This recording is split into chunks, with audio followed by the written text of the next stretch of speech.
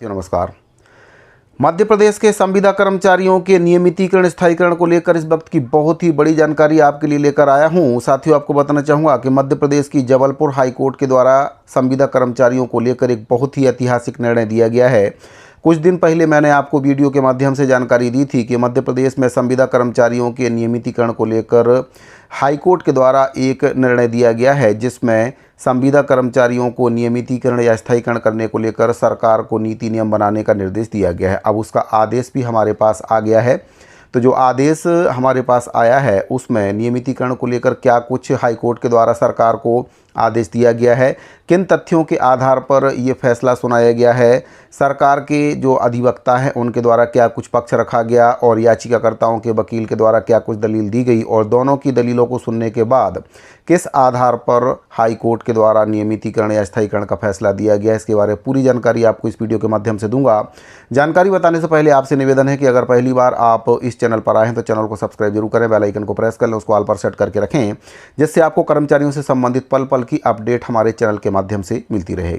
तो साथियों, मध्य प्रदेश में अभी तक जितने भी निर्णय आए हैं दैनिक वेतनभोगी कर्मचारी या फिर दैनिक श्रमिकों को लेकर आए हैं, जिसमें उनका स्थायीकरण करने के लिए सरकार के द्वारा नीति नियम बनाए गए थे। 2016 में जो दैनिक वेतनभोगी कर्मचारी हैं, दैनिक श्रमिक कर्मचारी हैं, उनका स्थायीकरण किया गया था, जिसमें अकुशल, अर्धकुशल, कुशल और उच्च कुशल दर के जो श्रमिक हैं उनके लिए स्थायीकरण मध्य प्रदेश सरकार के द्वारा किया गया था। इसका पूरा आदेश आपको हमारे टेलीग्राम चैनल पर मिल जाएगा, जिसमें जो ग्रेड पे है, काल्पनिक ग्रेड पे निर्धारित करते हुए वहाँ पर जो दैनिक वेतनभोगी कर्मचारी हैं, दैनिक श्रमिक कर्मचारी हैं, उनका स्थायीकरण मध्य प्रदेश सरकार के द्वारा 2016 में किया गया था।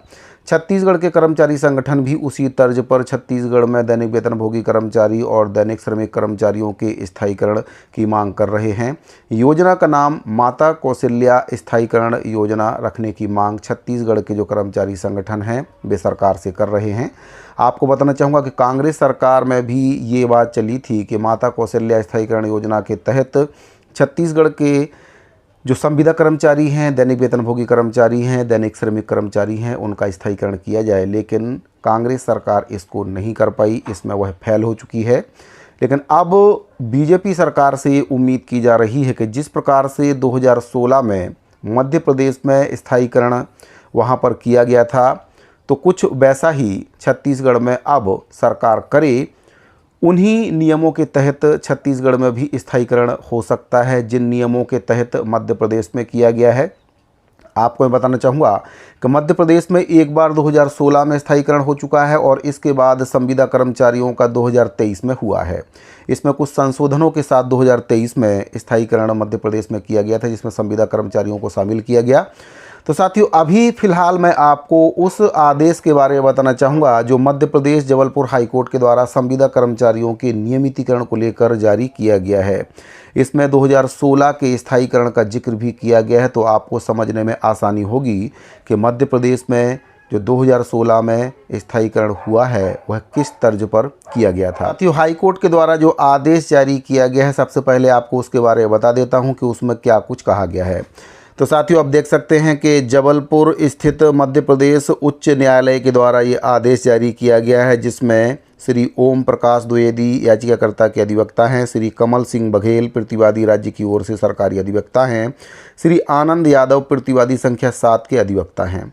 इसमें कहा गया है कि याचिकाकर्ताओं ने भारत के संविधान के अनुच्छेद 226 के तहत यह रिट याचिका दायर की है, जिसमें प्रतिवादी अधिकारियों को स्थायी दर्जा प्रदान करने के लिए उन पर विचार करने का निर्देश जारी करने की प्रार्थना की गई है। याचिकाकर्ताओं की ओर से उपस्थित वकील ने बताया कि याचिकाकर्ताओं को दिनांक 10/7/2009 के आदेश के तहत संविदा आधार पर नियुक्त किया गया था। नियुक्ति आदेश दिनांक 30/7/2009 को जारी किया गया था। इसके बाद याचिकाकर्ताओं की सेवाएं प्रतिवादी विभाग के द्वारा जारी रखी गई और वे अभी भी उनके साथ काम कर रहे हैं। यह निवेदन किया गया है कि राज्य सरकार ने कर्मचारियों को स्थायी के रूप में वर्गीकृत करने और उन्हें उनके पदों के लिए स्वीकृत न्यूनतम वेतनमान प्रदान करने की नीति बनाई है। यह निवेदन किया गया है कि उक्त लाभ याचिकाकर्ताओं को भी प्रदान किया जाए। प्रतिवादी भारत के संविधान के अनुच्छेद 14 और 16 का उल्लंघन कर रहे हैं और याचिकाकर्ताओं को स्थायी के रूप में वर्गीकृत न करके उनकी स्थिति का शोषण भी कर रहे हैं। इसके बाद आगे कहा गया है, उन्हें कम वेतन दिया जा रहा है। प्रतिवादी राज्य के सरकारी वकील ने प्रस्तुत किया है कि राज्य सरकार ने 7/10/2016 को एक नीति बनाई थी और इस नीति में उन दैनिक वेतनभोगी श्रमिकों को लाभ देने के लिए ये नीति बनाई गई थी जिन्हें सेवा में नियमित नहीं किया जा सका था। साथियों, इसी 2016 की नीति की मैं बात कर रहा हूँ जो मध्य प्रदेश में स्थायीकरण हुआ था। आप एक बार अच्छे से इसको समझ लेंगे। 7/10/2016 को मध्य प्रदेश में एक नीति बनाई गई थी स्थायीकरण की और उसमें उन दैनिक श्रमिकों को लाभ देने के लिए नीति बनाई गई थी जिन्हें सेवा में नियमित नहीं किया जा सका था। उनको इस नीति के तहत स्थायीकरण किया गया था। नीति के अनुसार दैनिक वेतन भोगी श्रमिकों को कुशल, अर्धकुशल और अकुशल श्रमिकों के रूप में वर्गीकृत किया गया है। ऐसे दैनिक वेतनभोगी श्रमिक जो पिछले 10 वर्षों से प्रतिवादी विभाग के साथ काम कर रहे हैं उन्हें यह लाभ दिया जाना है। यह प्रस्तुत किया गया है कि संविदा आधार पर कार्यरत, आउटसोर्स किए गए या फिर अस्थायी रूप से नियोजित श्रमिकों को यह लाभ उपलब्ध नहीं है। यह प्रस्तुत किया गया है कि उपरोक्त परिस्थितियों को ध्यान में रखते हुए वर्गीकरण का लाभ याचिकाकर्ताओं को नहीं दिया गया है। प्रतिवादी अधिकारियों द्वारा पारित आदेश में कोई अवैधता नहीं है। तर्कसंगत आदेश पारित किया गया है, इसीलिए रिट याचिका में किसी हस्तक्षेप की आवश्यकता नहीं है। हमने दोनों पक्षों के विद्वान अधिवक्ताओं की बात सुनी। मामले के तथ्यों और परिस्थितियों का अध्ययन करने पर यह पाया कि याचिकाकर्ताओं को सीमित अवधि के लिए संविदा आधार पर नियोजित किया गया था, लेकिन राज्य सरकार के द्वारा उन्हें अनुबंध के तहत समय समय पर उनका जो अनुबंध है वह बढ़ाया गया और याचिकाकर्ताओं को राज्य सरकार के साथ लगभग 16 वर्षों या उससे भी अधिक का समय हो चुका है और 16 वर्षों से वे राज्य सरकार के साथ काम कर रहे हैं। उन्हें कुशल, अर्धकुशल और अकुशल श्रमिकों की श्रेणी में वर्गीकृत नहीं किया गया है और संविदा कर्मचारी होने के कारण उन्हें स्थायी स्थिति का लाभ भी नहीं दिया गया है। राज्य सरकार के द्वारा 7/10/2016 को एक नीति तैयार की गई थी ताकि उन कर्मचारियों को जिन्हें स्वीकृति और रिक्त पदों के अभाव में सेवा में नियमित नहीं किया जा सकता है वर्गीकरण का लाभ दिया जा सके और उन्हें उनके लिए स्वीकार्य वेतनमान का न्यूनतम वेतन दिया जा सके। साथियों, मैंने आपको पिछले वीडियो में बताया था काल्पनिक वेतन के बारे में। यहाँ पर उसी की बात हो रही है। जिनका ग्रेड पे निर्धारण नहीं है उनके लिए काल्पनिक वेतन बनाकर उनको स्थायीकरण सरकार ने 2016 में मध्य प्रदेश में किया था। आगे इसमें बताया गया है कि कर्मचारियों को बेहतर जीवन यापन की सुविधा मिलेगी। दिनांक 7/10/2016 का परिपत्र राज्य सरकार का एक उत्कृष्ट कदम है। साथियों, जबलपुर हाई कोर्ट के द्वारा इसकी सराहना की गई है, जिसको पिछले वीडियो में भी मैंने आपको बताया था। जो मध्य प्रदेश सरकार के द्वारा स्थायीकरण 2016 में किया गया था, हाई कोर्ट के द्वारा उसको सराहा गया था। आगे इसमें कहा गया है जो अनुच्छेद 38, 39 का और 43 के अनुरूप है, उपरोक्त अनुच्छेदों का उद्धरण नीचे दिया गया है। इसमें 38 नंबर पैरा पर बताया गया, राज्य यथासंभव प्रभावी ढंग से एक ऐसी सामाजिक व्यवस्था को सुरक्षित और संरक्षित करके जनता के कल्याण को बढ़ावा देने का प्रयास करेगा जिसमें न्याय, सामाजिक, आर्थिक और राजनीतिक राष्ट्रीय जीवन की सभी संस्थाओं को सूचित करेगा। दूसरा, राज्य विशेष रूप से आय में असमानताओं को कम करने का प्रयास करेगा और न केवल व्यक्तियों के बीच बल्कि विभिन्न क्षेत्रों में रहने वालों या विभिन्न व्यवसायों में लगे लोगों के समूहों के बीच भी स्थिति, सुविधाओं और अवसरों में असमानताओं को समाप्त करने का प्रयास करेगा। राज्य विशेष रूप से अपनी नीति को निम्नलिखित की सुरक्षा की दिशा में निर्देशित करेगा। नागरिकों, पुरुषों और महिलाओं दोनों को समान रूप से आजीविका के पर्याप्त साधन प्राप्त करने का अधिकार है। आगे बताया गया है, राज्य उपयुक्त विधान या आर्थिक संगठन या किसी अन्य माध्यम से सभी श्रमिकों, चाहे वे कृषि, औद्योगिक या अन्य प्रकार के हों, को काम, जीवन निर्वाह योग्य वेतन, जीवन स्तर को बेहतर बनाने वाली कार्य परिस्थितियों और अवकाश तथा सामाजिक एवं सांस्कृतिक अवसरों को पूर्ण आनंद सुनिश्चित करने का प्रयास करेगा तथा विशेष रूप से राज्य ग्रामीण क्षेत्रों में व्यक्तिगत या सहकारी आधार पर कुटीर उद्योगों को बढ़ावा देने का प्रयास करेगा।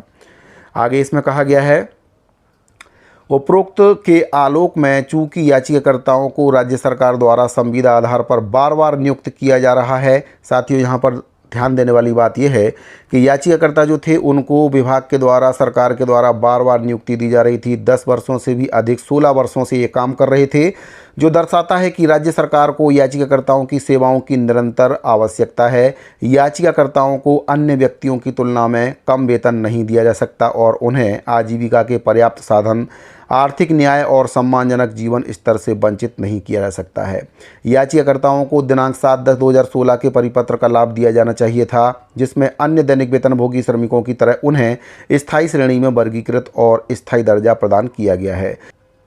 राज्य सरकार द्वारा नियुक्त संविदा, आउटसोर्स और अंशकालिक श्रमिकों को दिनांक 7/10/2016 के परिपत्र का लाभ न देने का कोई औचित्य नहीं है। यदि राज्य सरकार के द्वारा उन्हें 10 वर्षों से अधिक समय से लगातार नियुक्त किया जा रहा है तो उक्त श्रमिकों को भी वर्गीकरण का लाभ दिया जाना चाहिए और उनके पदों के लिए स्वीकार्य वेतनमान का न्यूनतम वेतन दिया जाना चाहिए। फलस्वरूप याचिकाकर्ता द्वारा दायर रिट याचिका स्वीकार की जाती है। प्रतिवादियों को निर्देश दिया जाता है कि वे दिनांक 7/10/2016 के परिपत्र के अनुसार याचिकाकर्ताओं को वर्गीकृत करने का आदेश पारित करें और उन्हें सभी परिणामी लाभ प्रदान करें। उपरोक्त के साथ रिट याचिका स्वीकार की जाती है और इसका निपटारा किया जाता है। नियमों के अनुसार प्रमाणित प्रति। साथियों, ये बहुत ही ऐतिहासिक निर्णय मध्य प्रदेश की जबलपुर हाई कोर्ट के द्वारा दिया गया है। मैंने आपको पहले भी बताया था कि जो भी कर्मचारी 10 वर्ष से अधिक की सेवा मध्य प्रदेश में दे चुके थे उनको 2016 की नीति के तहत स्थायीकरण किया गया था। जिनका ग्रेड पे निर्धारण नहीं है उनको न्यूनतम वेतन देकर वहाँ पर स्थायीकरण किया गया। काल्पनिक वेतनमान का निर्धारण वहाँ पर किया गया था और उनका स्थायीकरण वहाँ पर किया गया था। लेकिन उस समय जिन भी श्रमिकों का स्थायीकरण हुआ था उसमें दैनिक वेतनभोगी कर्मचारी, अंशकालिक कर्मचारी और दैनिक श्रमिक शामिल थे, लेकिन उसमें संविदा कर्मचारियों को वर्गीकृत नहीं किया गया था। लेकिन अब हाई कोर्ट की इस आदेश के बाद जो संविदा कर्मचारी हैं उनको भी स्थायीकरण का दर्जा मध्य प्रदेश सरकार को देना होगा। जिनका ग्रेड पे निर्धारण नहीं है या फिर जो रिक्त पद के विरुद्ध काम नहीं कर रहे हैं, जैसे कि आउटसोर्स कर्मचारी हैं और संविदा कर्मचारी हैं, उनको अब मध्य प्रदेश सरकार के द्वारा स्थायीकरण 2016 की नीति के तहत करना पड़ेगा। तो साथियों, मध्य प्रदेश सरकार के द्वारा बहुत ही ऐतिहासिक निर्णय दिया गया है और मध्य प्रदेश की 2016 स्थायीकरण योजना के जैसी ही छत्तीसगढ़ में योजना लाकर यहाँ पर भी जो दैनिक श्रमिक हैं, दैनिक वेतनभोगी कर्मचारी हैं, अंशकालिक कर्मचारी हैं, आउटसोर्स कर्मचारी हैं, राज्य सरकार को उनका स्थायीकरण करना होगा। तो साथियों, जिस प्रकार से मध्य प्रदेश सरकार के द्वारा 2016 में स्थायीकरण किया गया है उसी तर्ज पर छत्तीसगढ़ में भी स्थायीकरण कर्मचारियों का हो सकता है। वित्त मंत्री जी के द्वारा इसका उदाहरण भी अपने एक वीडियो में दिया गया था कि मध्य प्रदेश में स्थायीकरण हुआ है, छत्तीसगढ़ में भी किया जाएगा। उसके लिए कर्मचारी संगठनों के द्वारा सुझाव भी दिया गया है कि काल्पनिक वेतन निर्धारण करके जो श्रमिक हैं, दैनिक वेतनभोगी कर्मचारी हैं, संविदा कर्मचारी हैं, उनका स्थायीकरण किया जा सकता है। माता कौशल्या स्थायीकरण योजना इसको नाम दिया जा सकता है। ये केवल छत्तीसगढ़ के लिए है। मध्य प्रदेश में इस नाम से कोई स्थायीकरण नहीं किया गया है। राज्य सरकार ने केवल नीति नियम बनाकर वहाँ पर स्थायीकरण किया है।